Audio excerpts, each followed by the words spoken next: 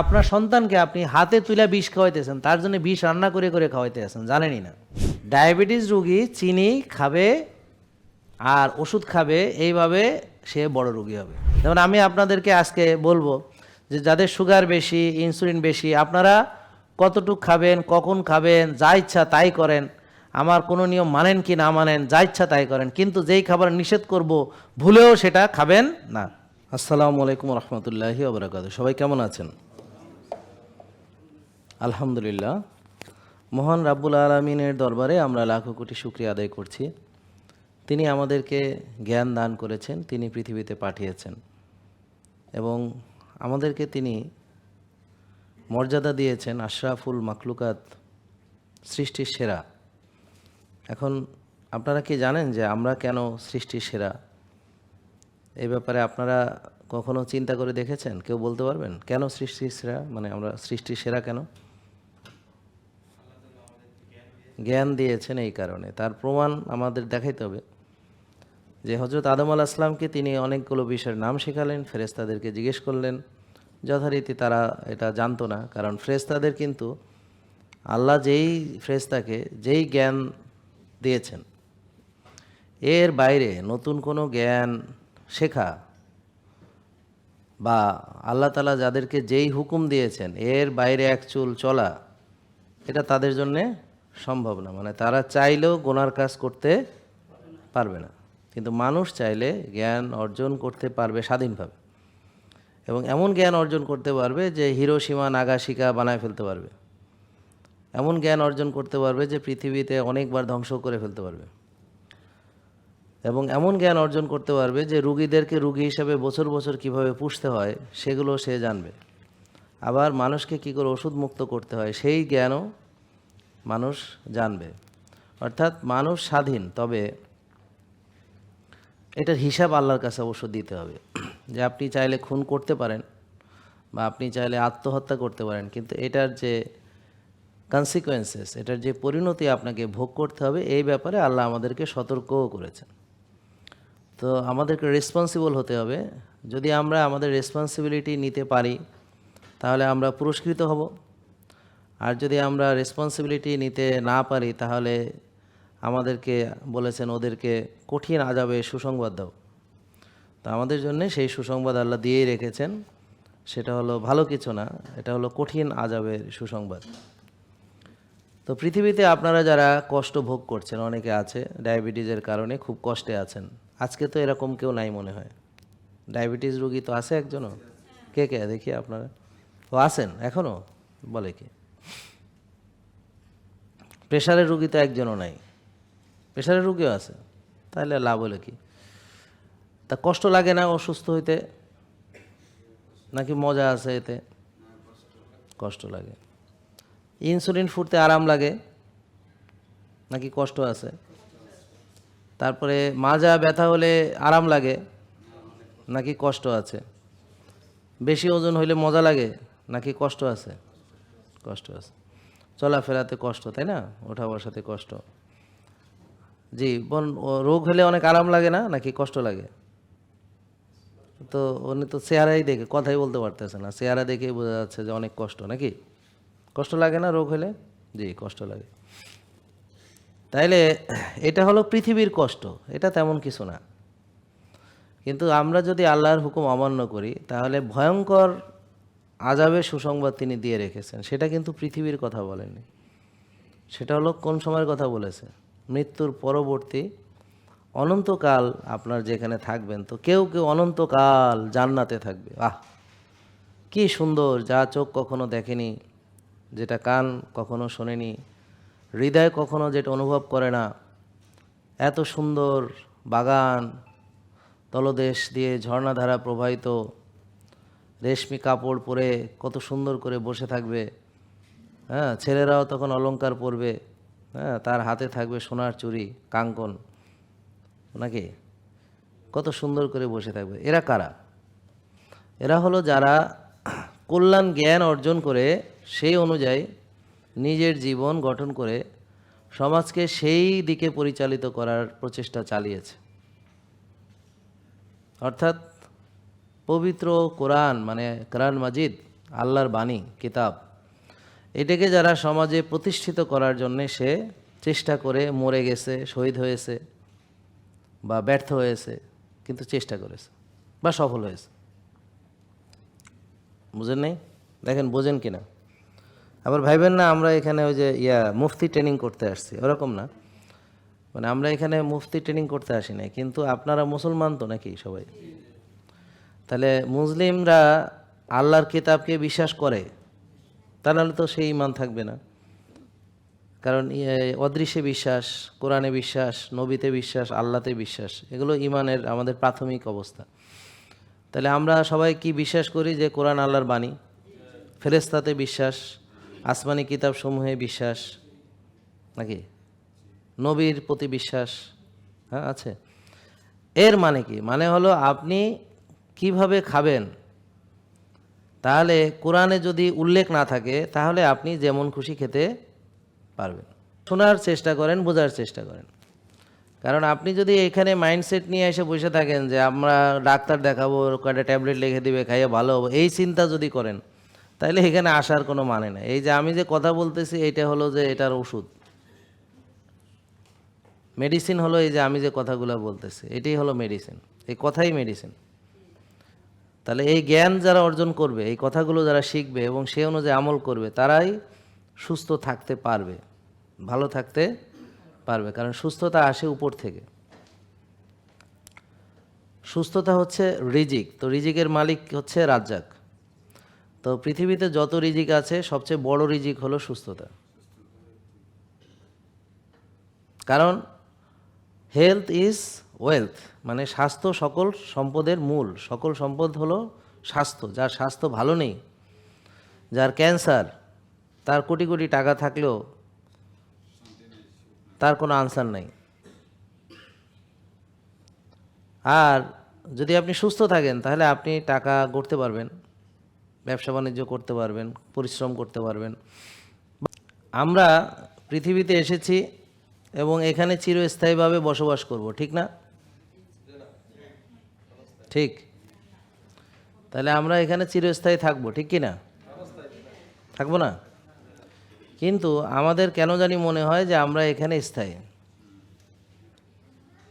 এবং তারা পৃথিবীর সুখ পেল কিনা, সেখানে প্রতিষ্ঠিত হলো কিনা, তার মনে এটা চেয়েছিল সেটা পায়নি কেন, তার এইটা লালস হয়েছে সেটা খায়নি কেন, তার এই হইতে চাইছিল হইতে পারেনি, ওইটা করতে চাইছিল পারেনি, ইত্যাদি নিয়ে সে এতই পেরেশানির মধ্যে থাকে যে তার যে মূল সম্পদ সুস্থতা, আল্লাহর যে সবচেয়ে বড় নেয়ামত সুস্থতা, সেই শরীরটাকে সে ধ্বংস করে, নিজের আসল পুঁজিকে ধ্বংস করে সে দুনিয়ার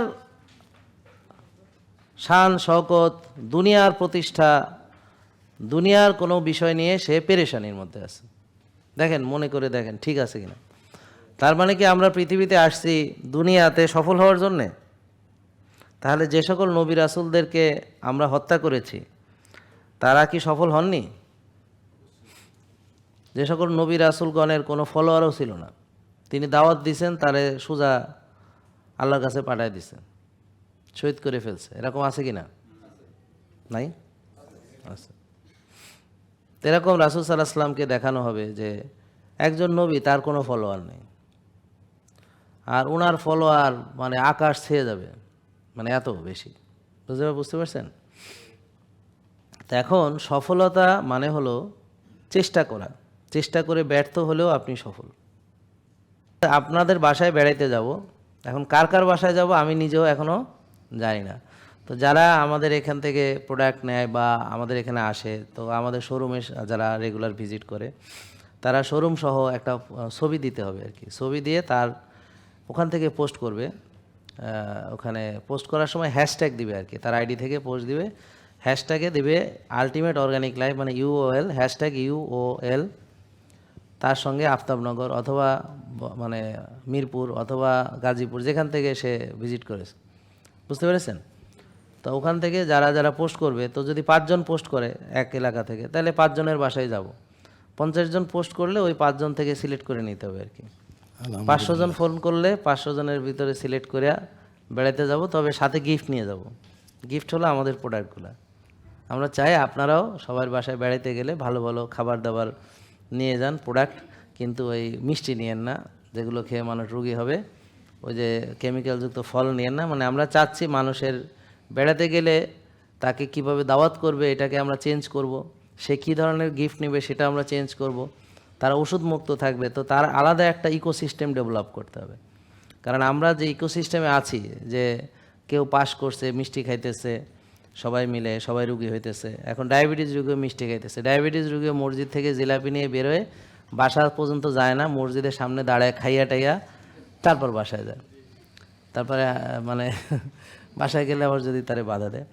ডায়াবেটিস রুগী চিনি খাবে আর ওষুধ খাবে, এইভাবে সে বড় রুগী হবে, বুঝা গেল?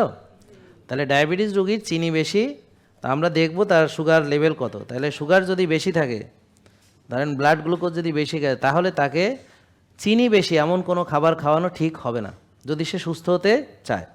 কিন্তু তাকে যদি আমরা রুগী হিসেবে পুষতে চাই, তাহলে তাকে আমরা একবেলা না, দুই বেলা না, 6 বেলা চিনি খাওয়াবো। তো এখানে যে বইটা, এটা হলো ডায়াবেটিসের বই, এই বইটা দেওয়াই হয় যেন ডায়াবেটিস রুগীকে উন্নত বড় বড় রুগী হিসেবে তৈরি করা সম্ভব হয়, বুঝতে পারছেন? কিন্তু দুঃখজনক হচ্ছে যে বেশ অনেক শিক্ষিত ব্যক্তি তারা মনে করে, ও মামা ডাক্তার তো অনেক বড় শিক্ষিত, তারা ধরে নেক্সট টু গড, তারা মানে অনেকে ভাবে আর কি, যদি এগুলো শিরকি কথাবার্তা, বাট বলে নেক্সট টু গড, ডক্টর হলো নেক্সট টু গড, উনি তো যা বলছে সব নিশ্চয়ই ঠিকই আছে, আর যেহেতু ইংলিশে পড়াশোনা করছে তার মানে ঠিকই আছে, হ্যাঁ ইংরেজি মানে ঠিক আছে, বুঝলেন এই কথা? তো ইংলিশ দিয়ে একটা বলতে বলে আরও ঠিক আছে, ব্যাপারটা বুঝতে পারছেন? আর ওই যে মেয়ে যেহেতু ব্রিটেনে থাকে, তাহলে তো মানে ইংল্যান্ডে থাকে, সরি, তাহলে তো আরও ঠিক আছে, হ্যাঁ বুঝলেন না কথা? যে এরা ওই বড় বড়, আমি সবচেয়ে দামি দামি লোকের সাথে ঘুরি, হ্যাঁ বড় বড় প্রফেসরের সাথে থাকি আমি, ব্যাপারটা বুঝতে পারছেন? যারা আমেরিকাতে থাকে তারা মনে করে আমি এত বড় ডাক্তার দেখাই, সবচেয়ে কোয়ালিফাইড ডক্টর, হ্যাঁ বিশ্ব সেরা। তো সে এই জন্যে মনে করে তারা যা বলছে সেটা মনে হয় কি ঠিকই আছে। এই কারণে সে কখনো চিন্তা করে না এইভাবে যে কিরে, আমি তো সবচেয়ে বড় ডাক্তার দেখাচ্ছি, কিন্তু আমার ডায়াবেটিস ভালো হয়ে যাচ্ছে না কেন, ওষুধ থেকে মুক্ত হতে পারছি না কেন? তো এই ব্যাপারেও তারা ডাক্তাররা জানে, ওরা কিন্তু অনেক জ্ঞানী এবং বুদ্ধিমান। যেমন ধরেন সবচেয়ে পৃথিবীতে জ্ঞানী যদি বলেন, আমি মনে করব ইবলিস হচ্ছে সবচেয়ে জ্ঞানী। কারণ সে মানে এত জ্ঞানী ছিল এবং এতই সে ওবিডিয়েন্ট ছিল এবং এতই সে স্কলার ছিল যে আল্লাহ তাকে ফেরেশতাদের উপরে শ্রেষ্ঠত্ব দান করে একেবারে আল্লাহর কাছে নিয়ে রাখছে। Do understand? এবং আপনি পৃথিবীতে আসছেন কবে? ইবলিস আপনার বাপ আদম আলাইহিস সালাম তারও আগে ছিল। আদম আলাইহিস সালামের যখন আল্লাহ সৃষ্টি করেনি, ইবলিস তখন ফেরেশতাদের সে সেরা অবস্থার ভিতর, মানে ওরকম মর্যাদাসীন, নাকি খেয়াল করেন? তাহলে এর চেয়ে বড় জ্ঞানী আর কে আছে? যে তো আরও বড় জ্ঞানী, ব্যাপারটা বুঝছেন? তো এইটাকে বলে জ্ঞান পাপী, যে জানতো সব, আল্লাহকে সে চোখে দেখেছে, আল্লাহর হুকুম অমান্য করলে কি হতে পারে এই ব্যাপারেও সে জানতো, কিন্তু তবুও সে এত কিছু জানার পরও সে জ্ঞান পাপী হিসেবে সে কি করছে, যে সে তার এই অবস্থাকে সে মেনেও নিছে, যে হ্যাঁ ঠিক আছে, তুমি তো জানি কি করবা, তুমি তো আমাকে জান্নাত থেকে বের করে আমাকে জাহান্নামে দিবা, ঠিক আছে ওকে দাও, তবে আমাকে একটা সুযোগ দাও যে তোমার এইগুলারে, এই মানুষ ইকোটারে আমি যেন জাহান্নামে নিয়ে যেতে পারি, আমি একা যাব না।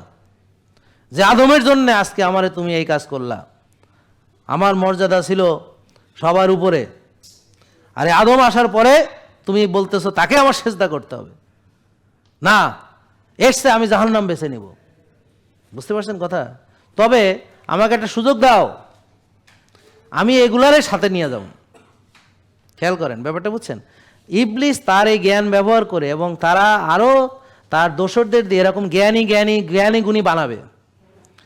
তা সে এবং এই জ্ঞানী গুণীরা সবাই মিলে আপনাকে জাহান্নামের পথ সহজ করবে, সুস্থতা থেকে রুগী বানাবে, রোগ পুষবে, পুষে পুষে নামাজ পড়ার অযোগ্য তৈরি করবে, যে জান্নাতে যাব, জান্নাতের চাবি নামাজ, নামাজই পড়তে পারি না, কপাল মাটিতে ঠেকায় নামাজ পড়া আর চেয়ারে বসে চেয়ারম্যানের মতো পড়া কি এক? ঠিক তেমনি রোজা রাখার অযোগ্য বানাবে, রোজা রাখতে পারে না এখন, আর ইনসুলিন এত বেশি লাগে, রোজা রাখতে গেলে হাইপ হয়ে যায়, 6 বেলা খাইতে হয়, বুঝতে পারছেন? তো নিতে পারে না। এইভাবে এইসব জ্ঞানীগুলারে দিয়া সে আরও জ্ঞানী বানাইয়া, তাদেরকে জ্ঞান পাপী বানাইয়া আলটিমেটলি তারা সবাই ওই যে জনাব ইবলিস সাহেবের যে বিভিন্ন প্রোপাগান্ডা প্রচার করে, ইবলিস সাহেবের বিভিন্ন কাজকর্মে তারা সহায়তা করে। কিভাবে? সোজা হিসেব, আমি এত জ্ঞানী হওয়ার দরকার নেই, আমার এটুক জানার দরকার আল্লাহ কি বলেছেন, আমি তার বাইরে চলবো না। যেমন আমি আপনাদেরকে আজকে বলবো যে যাদের সুগার বেশি, ইনসুলিন বেশি, আপনারা কতটুক খাবেন, কখন খাবেন, যা ইচ্ছা তাই করেন, আমার কোনো নিয়ম মানেন কি না মানেন, যা ইচ্ছা তাই করেন, কিন্তু যেই খাবার নিষেধ করব ভুলেও সেটা খাবেন না। কিন্তু আপনারা এই 1 মাসের মধ্যে কবেন যে আমার বইনে খাওয়াইছে, আমার মাইয়া খাওয়াইছে, অমুক জায়গায় যেয়ে খাইছি, ওখানে দাওয়াতে খাইছি, হ্যাঁ, তো 6-7 বার আপনি এই অনিয়ম করে আইসা আবার করুন। আর হযরত আদম আলাইহিস সালাম তো মাত্র 1 বার ভুলটা করছে, নাকি বুঝেন নাই কথা? আপনি বিশ্বাস হয় না, আগামী মাসে আইসে কবে ওটা ভুলে খাই ফেলছি, ওটা বইনে খাওয়াই দিছে জোর করে, ওটা মায়া খাওয়াই দিছে, ওটা মাইয়া খাওয়াইছে, ফুলাও সামনে ধরছে, গালে চলে গেছে, আমি কোনো হিসাব পাইনি। কে আমি পুরান ঢাকাতে যাইতেছিলাম, হঠাৎ করে বিরিয়ানির ঘ্রাণ আসলো, পরে দেখি বিরিয়ানি কখন খাই ফেলছি বুঝতে পারিনি।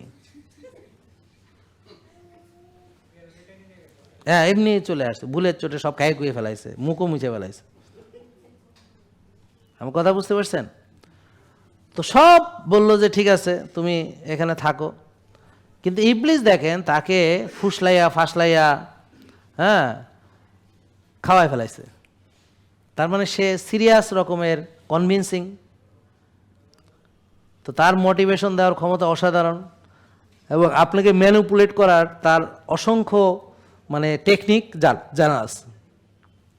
এই টেকনিকে কাজ না হলে এই টেকনিক, এটাতে কাজ না হলে ওইটা, এবং সে সবার জন্য এক টেকনিক ব্যবহার করে না।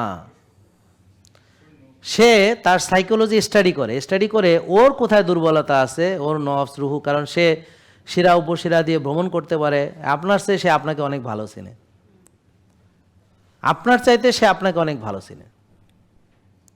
কোন অস্ত্র আপনার জন্য সে কাজ লাগাবে, সে আপনার টোটাল সাইকোলজি স্টাডি করে আপনার জন্য সে একটা প্ল্যান করে, এবং সেটা 1-2 দিনের প্ল্যান না, সেটা দীর্ঘমেয়াদী প্ল্যান, যেন মরার আগে ইমানটা নিয়ে মরতে না পারেন। আমার কথা বুঝতে পারছেন? যেন আপনি সুস্থ আছেন, সুস্থ যেন থাকতে না পারেন। আপনার শক্তি সামর্থ্যের উপরে সে অ্যাটাক করে, সে আপনার ইবাদত করার ক্ষমতার উপরে অ্যাটাক করে, এবং সে সবসময় আল্লাহ যা বলে তার বিপরীত চালানোর জন্য আপনাকে প্রলুব্ধ করে। যদি আল্লাহ বলে রাতে ঘুমাও আর্লি, তো সে বলবে না, রাত জাগতে হবে। 1000-এ 1 জন হয়তো পাওয়া যাবে যে ইবলিসের হুকুমে চলে না, 999 জন ইবলিসের হুকুমে চলে। কারণ ইবলিস, আমার কথা না ভাই, ডোন্ট মাইন্ড, পবিত্র কোরআনে বলেছে আমি ওদেরকে হুকুম করব, ওরা সেটা মানবে, বলছে না এই কথা?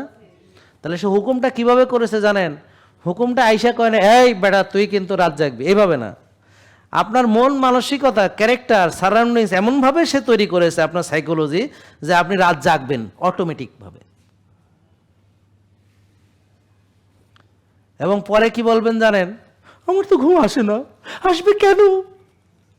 50-60 বছর ধরে জাগতে জাগতে ঘুম গেছে কই, এখন আর আসে না, চলে গেছে, ডিভোর্স, অনেক আগে ছাড়াছাড়ি হয়ে গেছে। বুঝেন নাই কথা? মানে না ঘুমাইতে ঘুমাইতে এখন রাত জাগতে জাগতে এখন আর্লি ঘুমানোর অভ্যাস নাই। এখন আপনি চাইলেও আর তিনি আসবেন না, রাগ করছে, মাইন্ড খেছে। বিয়া করে আর জামাই চলে গেছে, 50 বছর আর আসে না, তো বউ হঠাৎ করে 50 বছর পর আসলে জামাইরে মেনে নিব নাকি? বাঙালি নিতেও পারে নাকি? না, ব্যাপারটা বুঝতে পারছেন? তাহলে যারা নষ্ট খাবার খায়, খবিশ খাবার খায়, তারা ইবলিশের হুকুমে তারা পেঁয়াজু, বেগুনি, ডুবো তেলে ভাজা, তারপর শাহি জিলাপি, এগুলো তারা খায়। ইবলিশ তাকে হুকুম করে যে আল্লাহ বলছে তোয়েব খাইতে, তোরা খবিশ খাবি, তোরা খাবি বার্গার, স্যান্ডউইচ, বাচ্চাদেরকে দিবি চিপ, জুস, হ্যাঁ, তারপর কোল্ড ড্রিঙ্কস ইত্যাদি ইত্যাদি। তো ইবলিশ এদেরকে সবাইকে ডিজাইন করে দিস।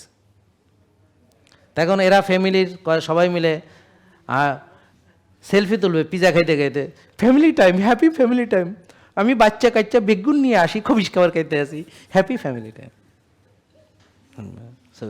পোস্ট ফেসবুকে। আর কি ইবলিসিও জায়গা আর কি, হ্যাঁ, সোশ্যাল মিডিয়া। এখন তো সোশ্যাল মিডিয়া অনেক রেখাই দিল আর কি। হ্যাঁ, বুঝতে পারছেন নাকি? বুঝেন নাই কথা?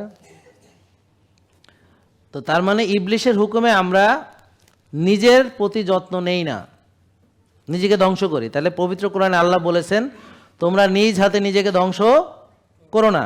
আর ইবলিস আপনাকে হুকুম করছে অবশ্যই তোমাকে ধ্বংস করতে হবে। তুমি যে এখন হাঁটতে পারো, এই হাঁটার যোগ্যতা যেন তোমার না থাকে।